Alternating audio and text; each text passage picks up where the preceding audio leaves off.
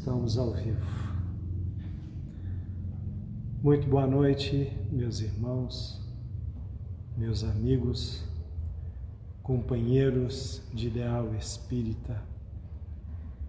É com muita satisfação que estamos mais uma vez aqui no A Caminho da Luz, podendo receber a influência direta dos espíritos amigos, de toda a comunidade desencarnada do A Caminho da Luz, enquanto a comunidade encarnada vai se conectando aos pouquinhos. Hoje à noite nós teremos a presença da nossa irmã Sara Moraes e da sua filha Joana Moraes, Joana Dark de Moraes. E para mim é uma satisfação sempre renovada por estarmos aqui dentro do A Caminho da Luz, com a irmã Sara, que é uma pessoa que já está na nossa vida há muito tempo, aqui no Caminho da Luz, e a Joana, que nós nos conhecemos desde criança, né, Joana? Estamos aqui no GECAL há 49 anos.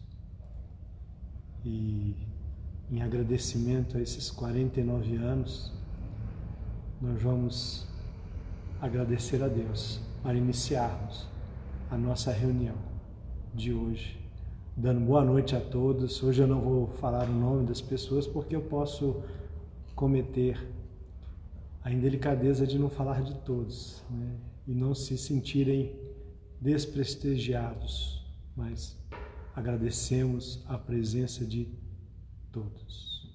Então convido os irmãos para orarem comigo, elevando os nossos pensamentos a Deus,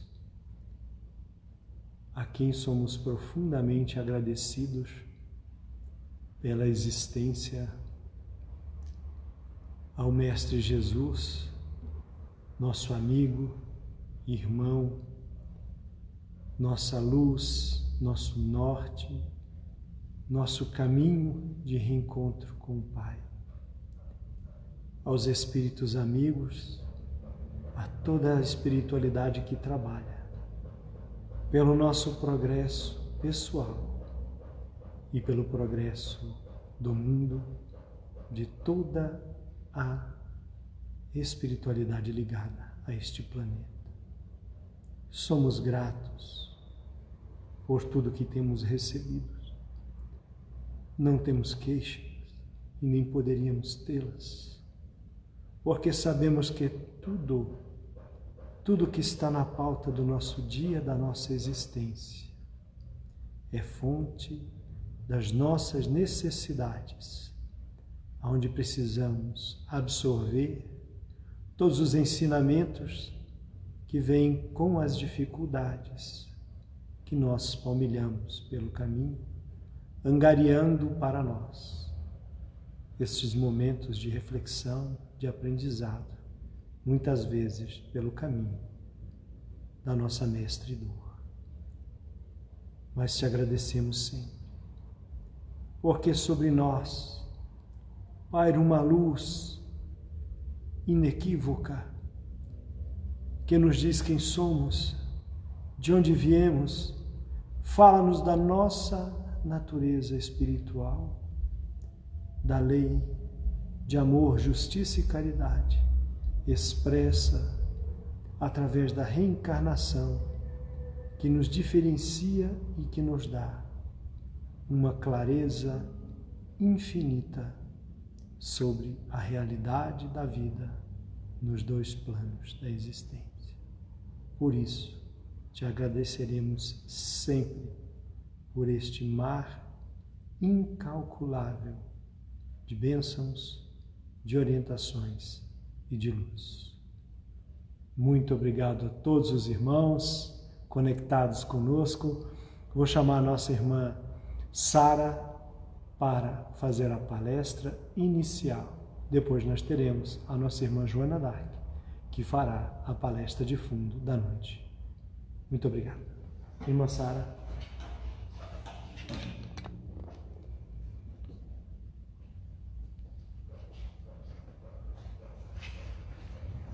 Meus irmãos, boa noite.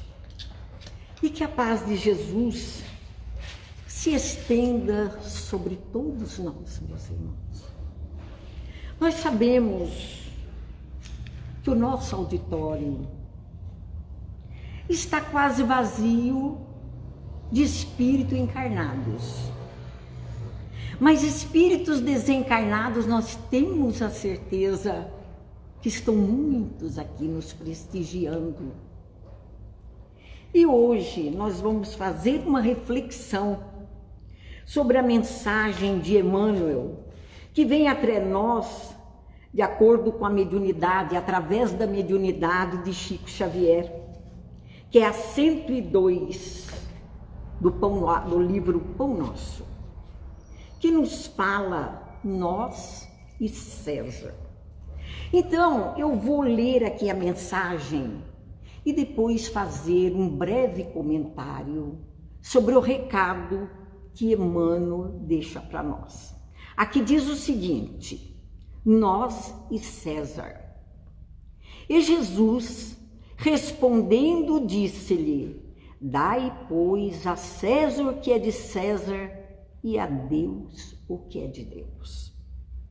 Em todo lugar do mundo, o homem encontrará sempre, de acordo com seus próprios merecimentos, a figura de César simbolizada no governo estatal. Maus homens, sem dúvida, produzirão maus estadistas. Coletividades ociosas e indiferentes receberão administrações desorganizadas. De qualquer modo, a influência de César cerceará a criatura, reclamando-lhe a execução dos compromissos materiais. É imprescindível dar-lhe o que pertence. O aprendiz do Evangelho não deve invocar princípios religiosos ou idealismo individual para eximir-se dessas obrigações. Se há erro nas leis, lembremos a extensão de nossos débitos para com a providência divina e colaboremos com a governança humana, oferecendo-lhe o nosso concurso em trabalho, boa vontade, conscientes de que desatenção ou revolta não nos resolvem os problemas. Preferível é que o discípulo se sacrifique e sofra a demorar-se em atraso ante as leis respeitáveis que o regem transitoriamente no plano físico, seja por indisciplina diante dos princípios estabelecidos, ou por doentio entusiasmo que o tente avançar demasiadamente na sua época. Há decretos iníquos. Recorda se já cooperaste com aqueles que te governam a paisagem material? Vive em harmonia com seus superiores e não te esqueça de qualquer posição, é a do equilíbrio. Se pretendes viver retamente, não dê a César o vinagre da crítica acerba. Ajuda-o com teu trabalho eficiente, no sadio desejo de acertar, convicto de que ele e nós somos filhos do mesmo Deus. Bem, meus irmãos, essa mensagem ela é muito significativa para todos nós. Ela nos fala, meus irmãos, dos nossos governantes. E como nós observamos, existem muitas pessoas, mas muitas mesmo, descontentes com os nossos governantes. Então, isso é coisa antiga, meus irmãos. É desde a época do Cristo. E naquela época do Cristo ainda era muito pior. Só existia duas classes de pessoas: quem manda e quem obedece. Era o plebeu e o nobre, a nobreza e a plebeia, a ralé da época, como até hoje ainda existe. Mas hoje, graças a Deus, nós podemos observar que melhorou muito para o povão, diga-se de passagem. Já não existe mais aqueles castigos horríveis. Por qualquer coisa não se podia falar do governo. E hoje o que mais se faz é falar do governo, é criticar o nosso governo. E essa reflexão nos faz lembrar a época do Cristo, meus irmãos. O Cristo não perdia a oportunidade de deixar para nós o ensinamento em qualquer ocasião. Qualquer coisa que perguntasse ao Cristo na sua época, ele respondia com categoria, com sabedoria, porque deixou para nós esse legado, essas mensagens que até hoje repercutem em nossos ouvidos e cala em nosso coração, meus irmãos. Então, nos faz lembrar as falas de Jesus, quando perguntaram a ele, os fariseus perguntaram a Jesus, se deviam pagar o tributo a César, isto é, os impostos, que sobrecarregavam os pobres da época, porque a nobreza inteira vivia à custa do trabalhador, do pobrezinho que não tinha uma pedra onde reencostar a cabeça, enquanto eles tinham o supérfluo. Então, perguntaram a Jesus, se é lícito pagar a César o tributo, e apresentando um denário. Um denário era uma moeda da época, que de um lado tinha a fisionomia de César, o retrato de César, e do outro a quantidade que a moeda valia, o valor da moeda. Então Jesus pediu a moeda para olhar e perguntou, de quem é essa esfinge, de quem é esse retrato? E disseram, é de César, Senhor. E daí ele respondeu com categoria, então dai a César o que é de César e a Deus o que é de Deus. Então eles saíram sem graça, porque eles achavam que o Cristo ia falar do governo, ia criticar o governo da época. Eles eram cheios de malícia, mas Jesus conhecia a malícia daquele povo. Então, meus irmãos, essa mensagem nos faz lembrar os ensinamentos de Jesus. Muito bem, meus irmãos. Então, vamos analisar aqui o que é que Jesus quis dizer na época. Dai a César o que é de César e a Deus o que é de Deus. E até hoje prevalece essa mensagem para nós. E que nós temos de dar a Deus o que é de Deus. E ao governo o que é do governo.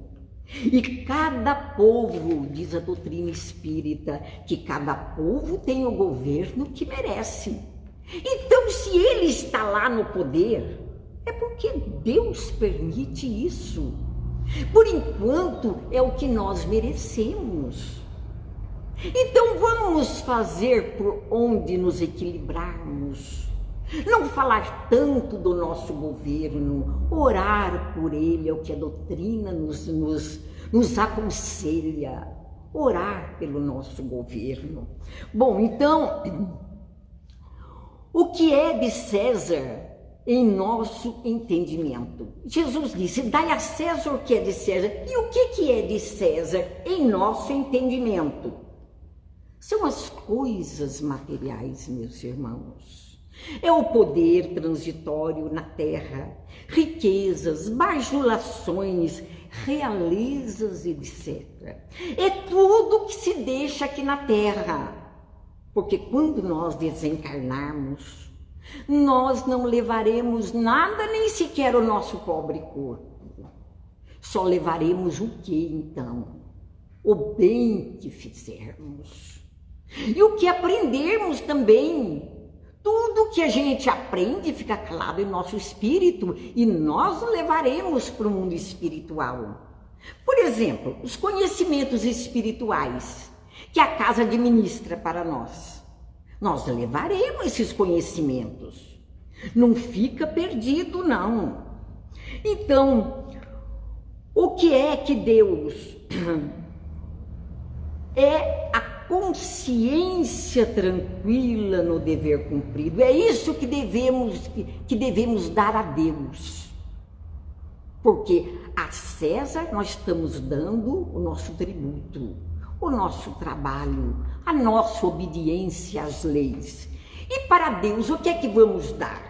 Muito bem, consciência tranquila no dever cumprido, iluminação espiritual, cumprimento da lei de amor e caridade, o famoso BIP, aquelas 3 letrinhas que resume todos os ensinamentos do Cristo. Benevolência para com todos, indulgência para com as imperfeições alheias e perdão das ofensas. Ah, falar é fácil. Agora vamos praticar para ver o tanto que isso é difícil para nós, meus irmãos. Principalmente o perdão das ofensas. O perdão, meus irmãos, como nós sabemos que a doutrina nos ensina, ele faz bem para quem perdoa, não é para quem recebe o perdão. Porque quem perdoa, esquece, vai cuidar da sua vida, vai trabalhar, vai aprender, aproveitar essa etapa terrena que Deus nos concedeu, essa jornada. Então, meus irmãos, é o perdão das ofensas que nos faz feliz. Muitas vezes nós achamos que as pessoas não merecem o nosso perdão.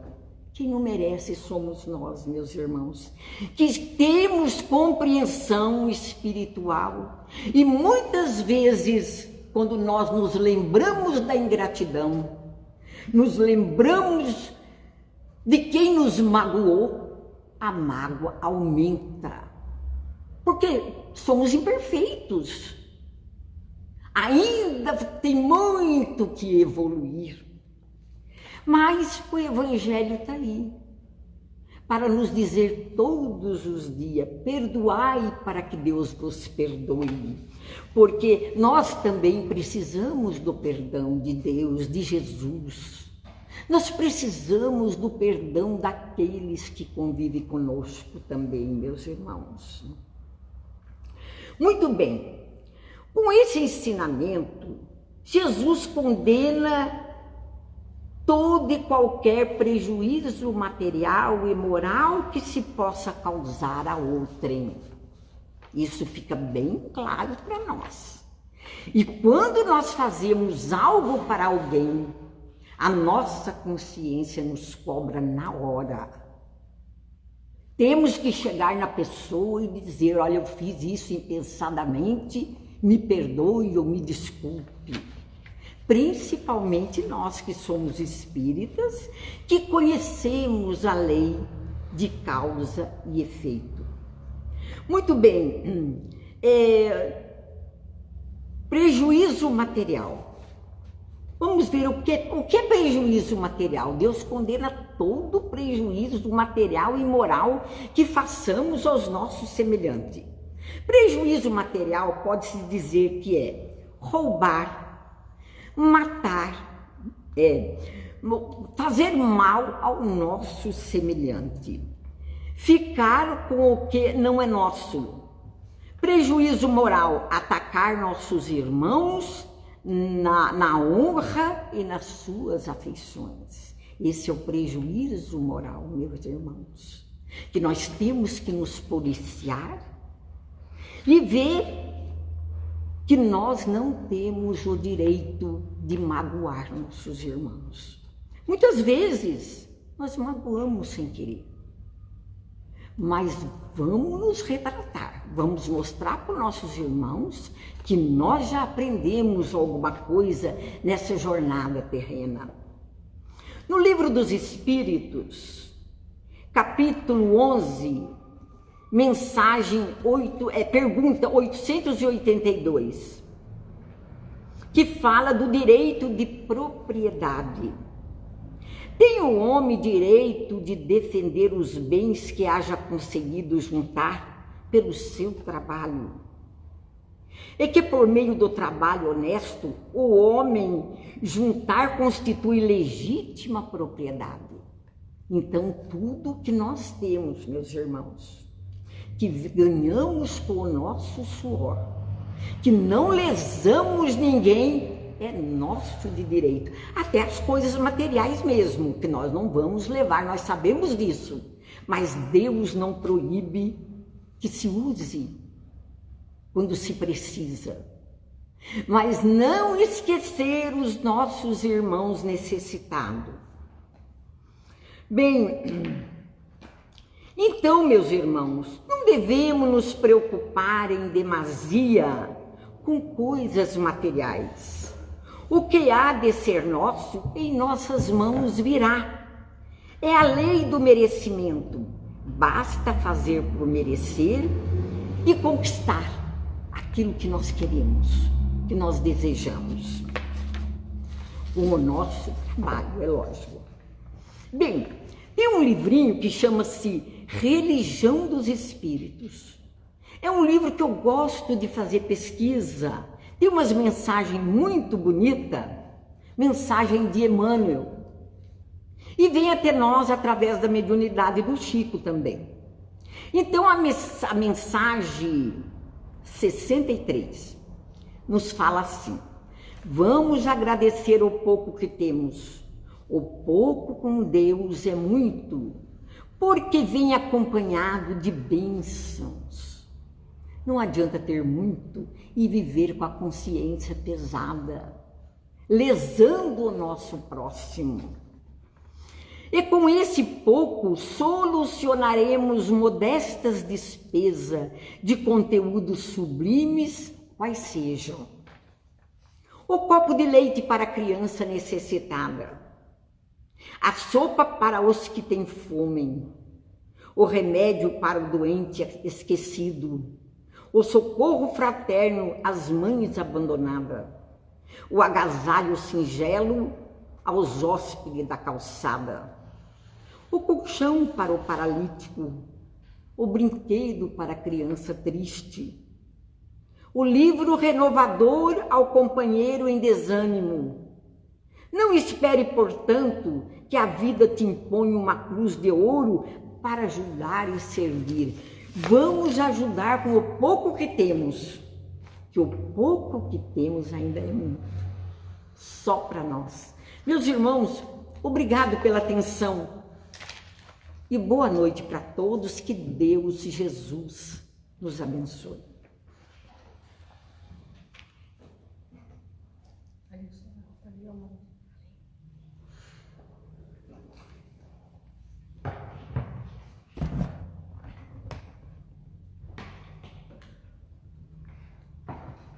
Boa noite, meus irmãos. Aqui estamos reunidos em nome de Jesus, retornando a essa casa.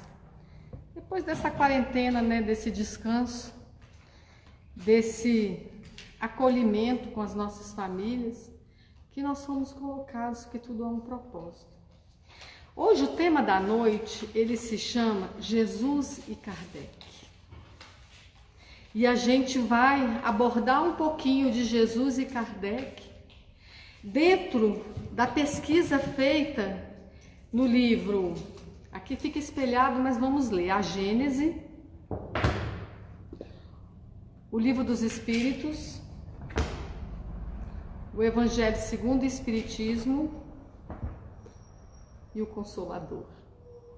Então nós vamos começar assim. Para a gente falar de Jesus e Kardec, nós temos que falar primeiramente de revelação. Então, procurando no dicionário, o que vem ser revelação? Revelação, ele é o ato de revelar. Divulgação de um segredo, uma confidência. Aí quando a gente fala de Jesus e Kardec, uma confidência. E também já tem no Evangelho qual o conceito de revelação cristã. Então agora vamos ver o conceito de revelação cristã. Revelação cristã é a ação divina que comunica aos homens os desígnios de Deus e as verdades que nos envolvem. São as confidências, os segredos de Deus para conosco. Uma revelação e uma luz que espelha toda a grandeza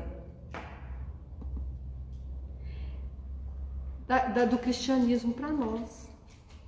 A humanidade, ela recebeu a revelação divina em 3 grandes segmentos. A revelação divina, ela chegou à humanidade em 3 grandes momentos. Tiveram vários profetas, mas teve 3 grandes momentos. O primeiro dele foi Moisés. O segundo foi Jesus e o terceiro foi Kardec. E a gente vai aqui tentar abordar pouquinho de cada um e consolidar o porquê da importância dessa revelação em 3 episódios diferentes para a humanidade. Nós vamos começar aqui falando rapidamente de Moisés. Moisés, ele revelou aos homens o Deus único. Ele trouxe uma estrutura de um Deus único. Nós sabíamos que a humanidade adorava bezerro de ouro, adorava madeira, e ele trouxe que nós temos um soberano Senhor e orientador de todas as coisas, que lançou aqui na terra as bases da verdadeira fé. Então foi Moisés quem trouxe um Deus único. Através da mediunidade de Moisés, foi concedido à terra o primeiro roteiro de conduta, que é o Decálogo, são os 10 mandamentos, 10 mandamentos simples, porém profundos, de uma natureza muito profunda, os quais hoje ainda cismamos em algumas vezes e não cumprimos. Moisés trouxe a visão literal da justiça. Por que literal da justiça? Muitos dizem que Moisés era duro, que Moisés era tirano, porque ele trouxe o olho por olho e o dente por dente. Só que quando a gente fala dos ensinamentos de Deus, nós temos que reportar a época. Por que a gente diz que Moisés trouxe a justiça literal? Porque naquela época, reportando a época de Moisés, o coração dos homens, dos espíritos daquela época, eles eram muito endurecidos. Então, as vinganças tomavam uma proporção fenomenal. Se você roubasse alguma coisa de uma tribo, a outra em vingança, ela ia lá e dizimava toda a tribo. Então Moisés veio trazer a justiça, olho por olho, dente por dente. Se ele roubou uma moça, você só tem o direito de restituir com uma única moça. Se ele cortou o teu braço, você só tem o direito de restituir com um único braço. Por isso que a gente coloca que Moisés trouxe o primeiro conceito de justiça, que naquela época era literal, porque precisava, pela dureza dos corações, mas despertou em cada um de nós a flor que desabrochou para que a gente pudesse receber o nosso Senhor Jesus Cristo aqui na terra, o qual nós vamos entrar agora no comentário de Jesus. Então, quem foi Jesus? Quem foi Jesus Cristo? Jesus Cristo, ele foi o mensageiro direto do Criador. Jesus Cristo, ele foi o Espírito, ele é o Espírito mais puro, mais sublime que habitou o orbe terreno. ele não se compara a nenhum que até agora veio até a terra. Até porque nós sabemos pelos estudos que Jesus, ele é o governador do orbe, ele é o governador da terra. Ele criou, ele administra, ele trouxe o consolo e nós estamos seguindo a sua trajetória. Jesus, ele tinha uma predileção pelos que sofriam, pelos que estavam amargurados, pelos que necessitavam de mudança, pelos desequilibrados. Eram essas pessoas que circundavam Jesus. Porque aqueles que se diziam abastados, ricos, estudados, eles não queriam a aproximação com Jesus. Então, quem se aproximava de Jesus era aquele que já estava com seu coração amolecido. É aquele que iria escutar a doutrina do Cristo.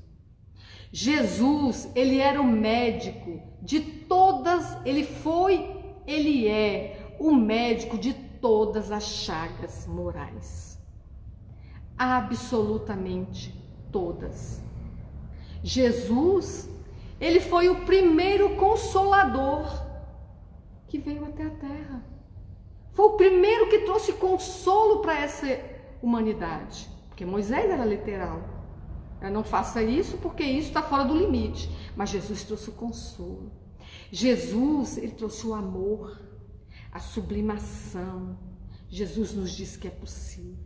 Quando ele coloca, há muitas moradas na casa de meu Pai, isso é um consolo. Se eu vier a desencarnar de Covid-19, há muitas moradas na casa de meu Pai que eu posso habitar, inclusive essa novamente. Então ele trouxe o consolo de que o Pai, ele está ali para prover aquilo que nós necessitamos. Jesus trouxe o consolo dizendo que nenhuma ovelha se perderá. Essa parábola até hoje não é entendida por muitas pessoas.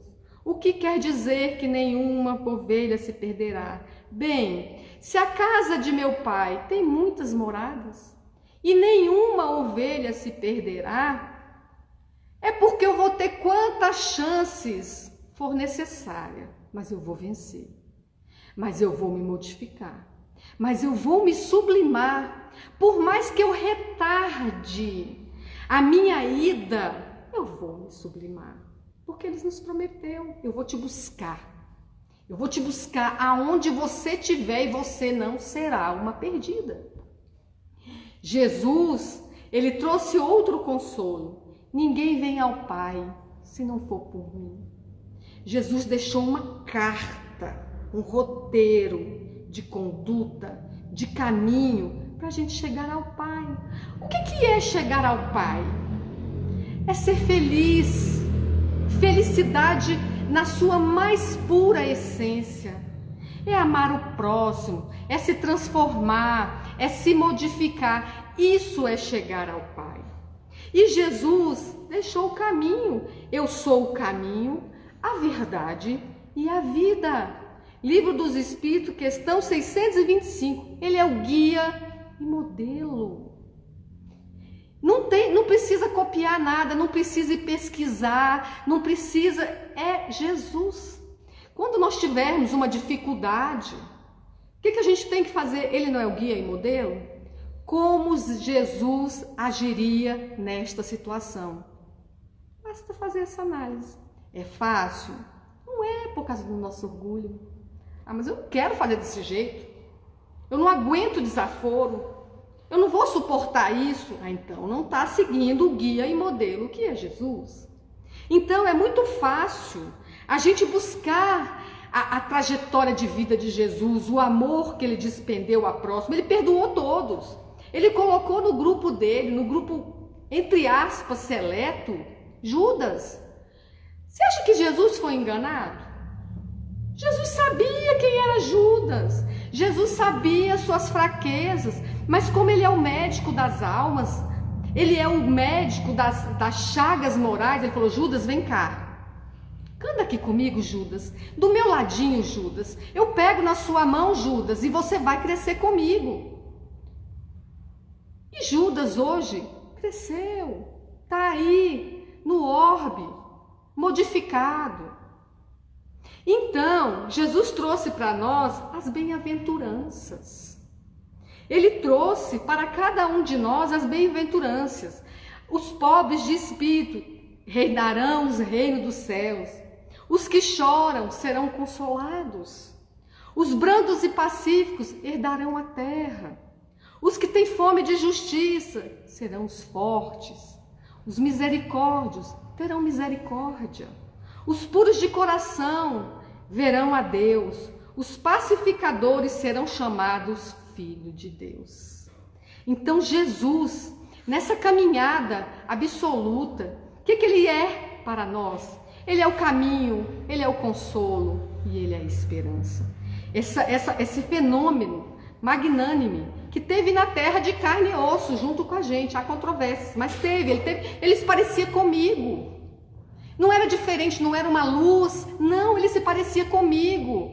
Ele comia o que eu comia naquela época, ele comia comigo. Então, esse irmão, com tanto amor, ele veio na terra trazer todo esse consolo para a humanidade e abrir o caminho para a evolução moral de cada um de nós. Agora, vamos falar um pouquinho de Kardec? Allan Kardec. Allan Kardec trouxe para nós o Consolador Prometido. O Cristo, quando ele esteve naquela época que nós estivemos com ele, ele colocou: eu pedirei a meu Pai, eu enviarei o Consolador Prometido, que vai auxiliar a você nessa caminhada. E então Kardec, através do Pentateuco, que é o Livro dos Espíritos, o Livro dos Médiuns, o Evangelho segundo o Espiritismo, o Céu e o Inferno e a Gênesis, ele catalogou, ele estruturou a doutrina espírita para que nós pudéssemos ter os esclarecimentos necessários de tudo aquilo que Jesus deixou na Terra. Kardec, ele deu à doutrina espírita o tríplice aspecto: filosofia, ciência e religião. Porque Kardec, ele era metódico, pedagogo, professor, então não poderia ser diferente. Ele era um cientista e ele estruturou os ensinamentos do Cristo de forma consciente, de forma estruturada e de forma lógica. A filosofia são as bases de todas as religiões de Deus, é a alma e a vida futura. A ciência é a observação, a experimentação, a comprovação científica. Isso é ciência. Observação, experimentação, comprovação física. Só que Kardec foi além. Ele fez a observação, a experimentação, a comprovação física e espiritual, que a ciência ainda não alcança a espiritual. E ele teve o terceiro aspecto, que foi a religião, que é a moral, que é a ligação com Deus. A religião é que nos liga a Deus. Então, Kardec, por meio do Espiritismo, ele trouxe à humanidade uma nova fase. A fase do progresso moral, estruturado de como se deve alcançar. Kardec, nos seus estudos, ele considerou, tanto como a gente falou, o plano espiritual como o plano material. Fazendo ali esse fechamento, essa trilha do caminho a ser seguido. Há muitas moradas na casa de meu pai. Então eu não posso considerar só a terra, eu tenho que considerar a terra e o céu. Observou, experimentou e comprovou a pluralidade das existências e a sobrevivência do espírito. Eu não morro. Minha mãe, se um dia partir, vou encontrar com ela. Nós não vamos ficar separados.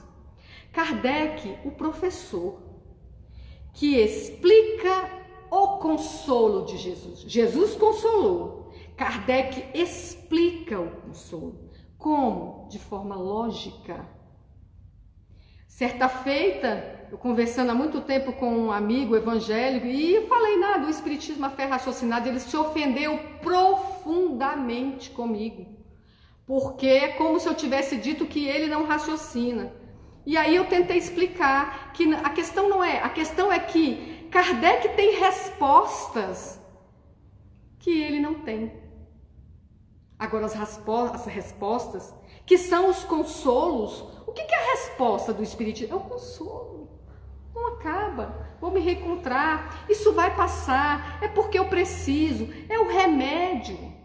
Então, Kardec, lógica, ele é método, ele é comprovação, ele é orientação, ele é o roteiro. Evangelho segundo o Espiritismo, capítulo 17, sede perfeitos, caracteres da perfeição, o homem de bem, os bons espíritas. Kardec no Evangelho segundo, Jesus trouxe as bem-aventuranças. Kardec no Evangelho segundo o Espiritismo, ele explica as bem-aventuranças. Ele explica por que os que sofrem serão consolados. Considerando Moisés, Kardec e Jesus, agora nós vamos ver quais foram os impedimentos para que o cristianismo não se consolidasse, infelizmente até hoje, na Terra. O grande problema do cristianismo foram os homens. Até agora. Orgulho e egoísmo. O orgulho e o egoísmo, ele transformou os ensinamentos, a revelação cristã, naquilo que nós queríamos. Então nós fomos lá, criamos dogmas, nós criamos guerras em nome de Deus, nós manipulamos os ensinamentos de Deus, resolveu. E hoje a gente sofre as consequências dos nossos atos lá atrás, porque foi a gente, tá? Foi a gente. Não foi ninguém, não. Foi a gente. Então, os nossos interesses pessoais desvirtuaram a mensagem do Cristo. E com isso surgiu a pluralidade das religiões. Precisava. A religião era cristianismo. Não, aí uma religião briga com a outra porque uma tem um conceito, outra tem outra linha, e a gente ainda está patinando, dá um passo para frente, 5 para trás, até hoje, por conta da nossa vaidade, do nosso egoísmo. Aí veio Kardec e retomou o cristianismo redivivo, ditado por um concílio de espíritos de verdade. A doutrina espírita não é de Kardec. Kardec foi o pedagogo que organizou esses esclarecimentos lógicos, estruturados e comprovados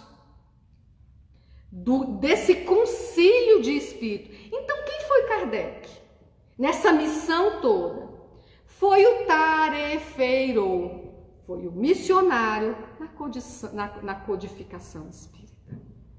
E o espiritismo, ele continua. A mensagem do Cristo, através dos esclarecimentos lógicos, o espiritismo está aí, a cada dia, trazendo o complemento dos esclarecimentos de forma lógica, estruturada e comprovada. Através do quê? Da mediunidade, da psicografia, da psicofonia, através dos oradores, através dos grandes escritores, Chico Xavier, Divaldo Franco, Ivônia Pereira, Caibach Schutel, Martins Peralva e muitos outros que não deu para listar aqui, porque senão não dá tempo. Então, esses irmãos, eles continuam o trabalho de Kardec.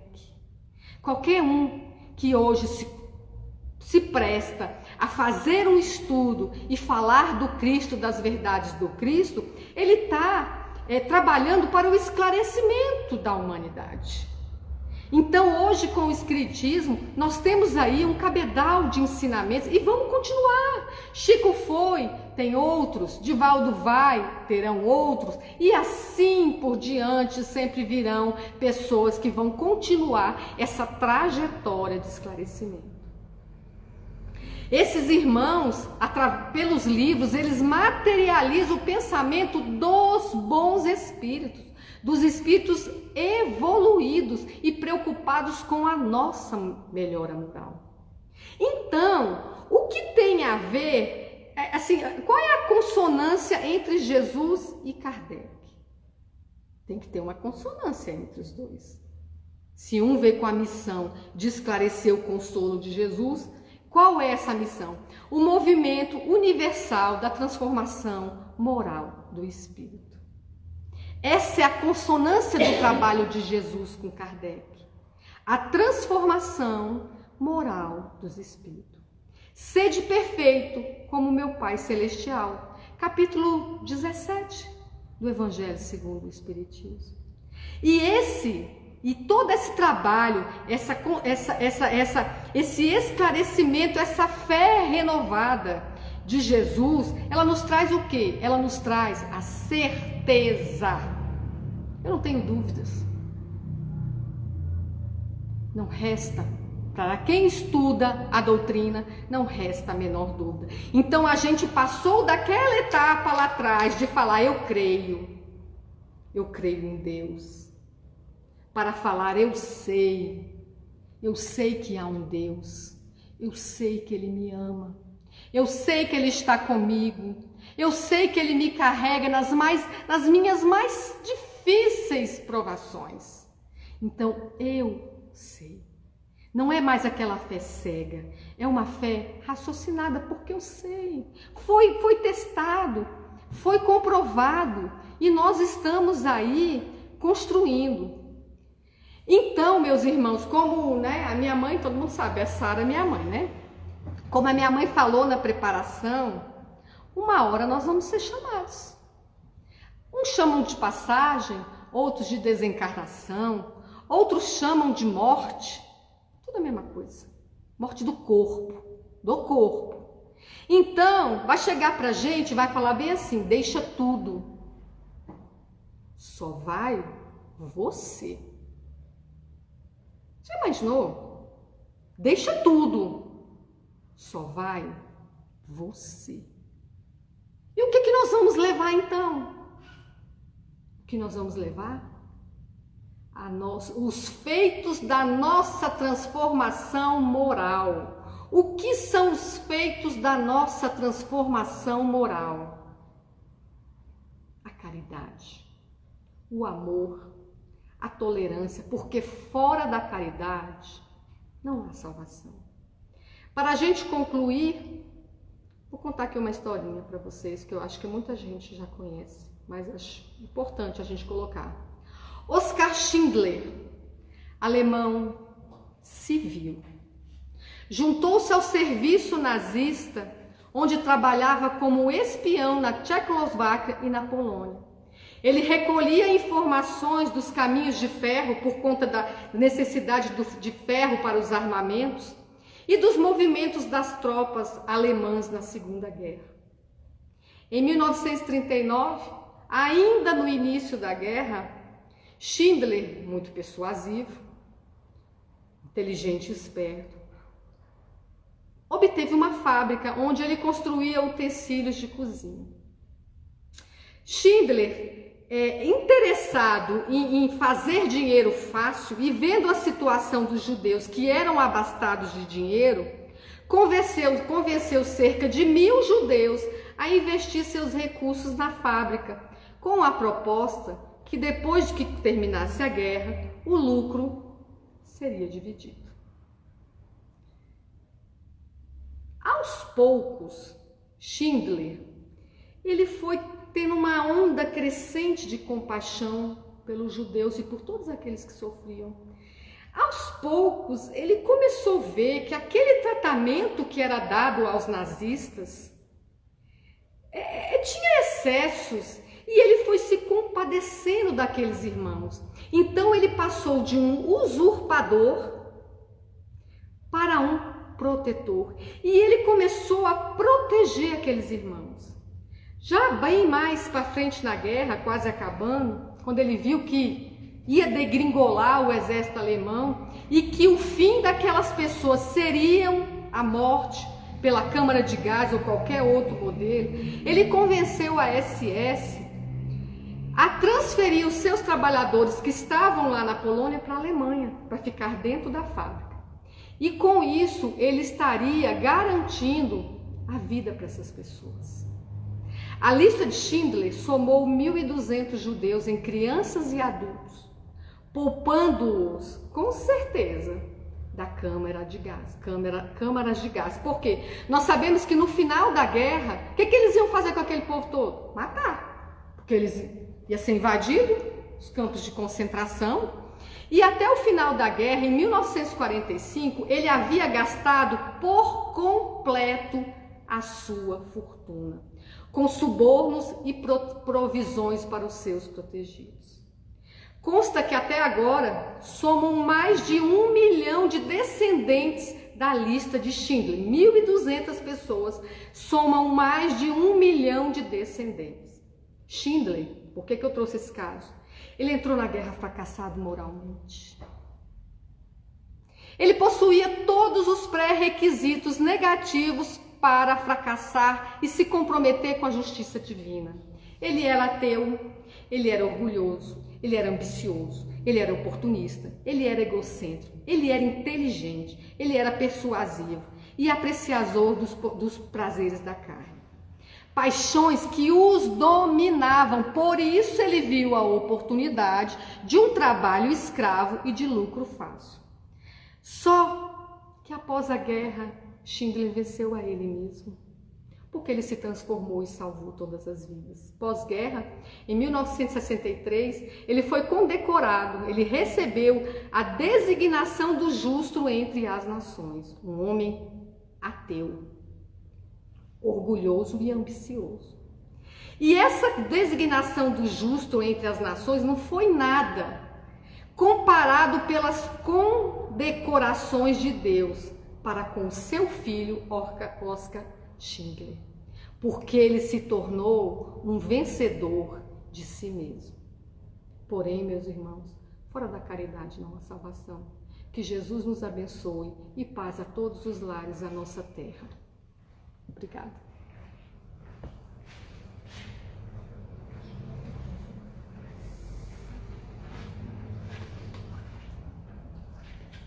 Meus irmãos, falar de Jesus, falar de Kardec sempre nos emociona, sempre nos traz experiências que refletem em nós, mesmo externas, refletem em nós. E falar de tudo que nós recebemos e temos neste imenso cabedal, não dá para falar em uma vez, nem 40 minutos, nem sequer se ficássemos uma semana numa live interminável. Não dá. Por isso, nós fazemos reuniões 2 vezes por semana, na terça-feira e no sábado. No sábado, se não é falha a memória, o irmão Narciso pode me socorrer nesse momento, acho que é o nosso irmão Frank. Eu agradeço muito as nossas irmãs que estiveram aqui, cedendo seu tempo, a sua boa vontade, o seu entusiasmo, o seu amor, o seu carinho, porque falar de Jesus sempre é assim, mexe conosco. Falar de Kardec, mexe, balança até a câmara, né, meus irmãos? Mas fui eu quem toquei na câmara. Eu agradeço mais uma vez a presença de todos e convoco a todos que estão aí. Estejam conosco, tragam seus parentes, amigos, irmãos. Não se afastem emocionalmente da casa. Não se afastem das ligações que nos têm mantidos aqui a esta casa. Esses momentos são momentos difíceis, mas são muito fáceis nos distanciarmos dos nossos objetivos de recuperação moral, como foi bem dito aqui.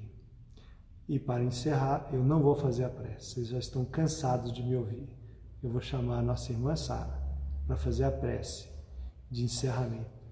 Um enorme abraço a vocês, sintam as nossas vibrações e conto com vocês. Sábado, de novo. Aguardo vocês aqui. Um abraço.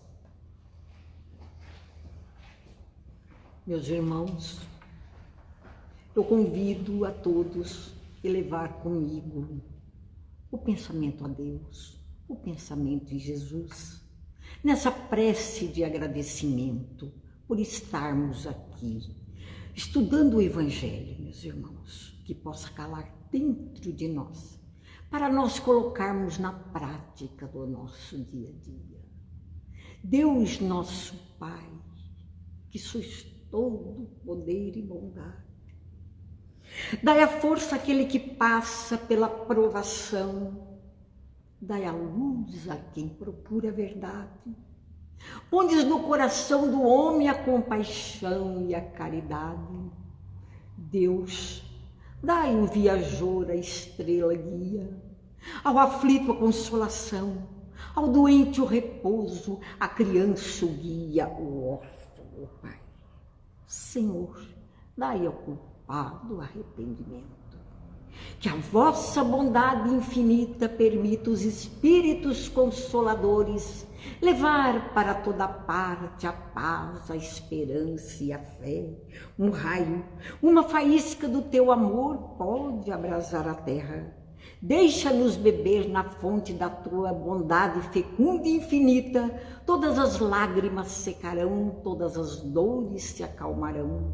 Um só coração, um só pensamento subirá até vós. Como Moisés sobre as montanhas, nós vos esperamos com os braços abertos. Ó bondade, ó beleza, ó perfeição, queremos de alguma sorte merecer a vossa misericórdia. Dai-nos a força de ajudar no progresso, a fim de levarmos até vós. Dai-nos a caridade pura, dai-nos a fé, a razão, dai-nos a simplicidade que fará de nossas almas um espelho, onde refletirá a vossa imagem. Boa noite, irmãos.